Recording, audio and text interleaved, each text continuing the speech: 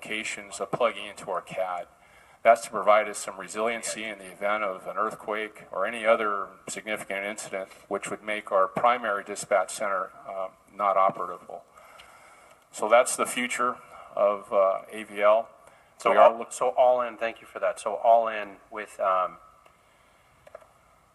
implementation of the full CAD, what are we looking at financially? What's our price tag? Right now it's $1.7 million. 1.7 million? Okay. Okay, with that, I'd like to ask for a report back to add that to well, we'll figure that out from the CAO, but possibly the UB in the interim of waiting for the IGT to fund the entire CAD. That's one-time money and get it done. Also, it would be a remarkable savings in time for response time. The fact that we don't have automatic vehicle locator systems in place now is a shame. And so we really should look at those kinds of funding mechanisms for those kinds of programs. Not to compete with anything else you've asked for, but we'll consider all those items. But it's one-time funding. So I'd like to ask for the report back on that.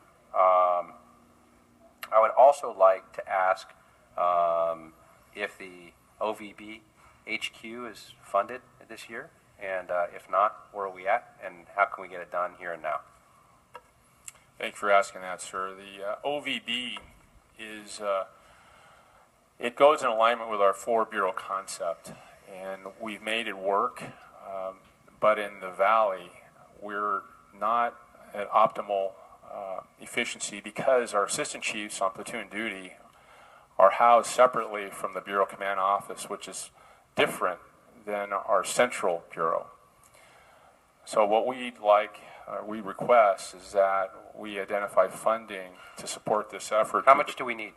We need $1.1 million. You got it. I'll loan it to you. So if we could have... Public service has been very good to you. Yes, it has. The fact that you've got 1, 2, 3, 4 Valley Council members, and we don't have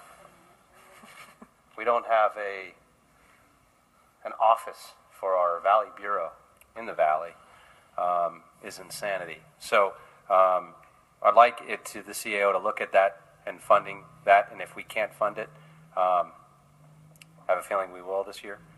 If we can't, then yes, I will figure out a way to loan that kind of money or find that kind of money to get it done right away. So I'd like that prioritized.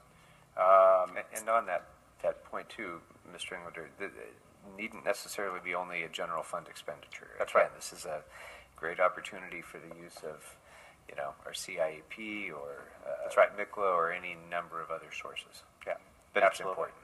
it's important. It is. Go ahead. And that's why I was suggesting the loan. If we can't figure it out, I'll back it up with a loan from one of our amenities accounts or something else in the interim, but I want to get it done. And one other thing I'd like to add is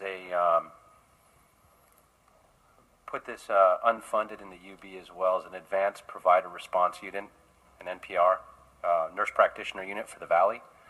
I too will find the funds as we have with other outside partners, but I want to make sure it is fully staffed and ready to go.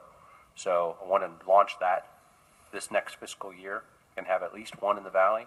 I've already been and have identified partners outside the city willing to do similar things that we've done in some of the other units. So I'd like to put that in the budget as well. And that'll be a request to report back with no funds. But I want the department to get ready to start launching that as well. Yes, sir. All right. If I might just suggest a friendly addition absolutely. to that, given the fact that this will be a programmatic addition that would have ongoing expense, I think, as helpful as it is to find partnership for it, it would be important also to find a funding source for it, since it would become an ongoing expense. My suggestion is the partner would have an ongoing resource to cover it as well. So it wouldn't necessarily be a one-time gift other than it would be an actual partnership.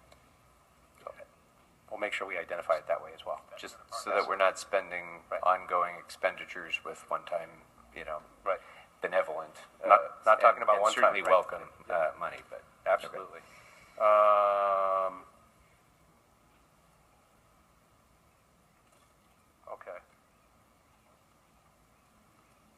think everything else has already been covered. So, I'm good. Thank you. Thank you for those points, Mr. Englander.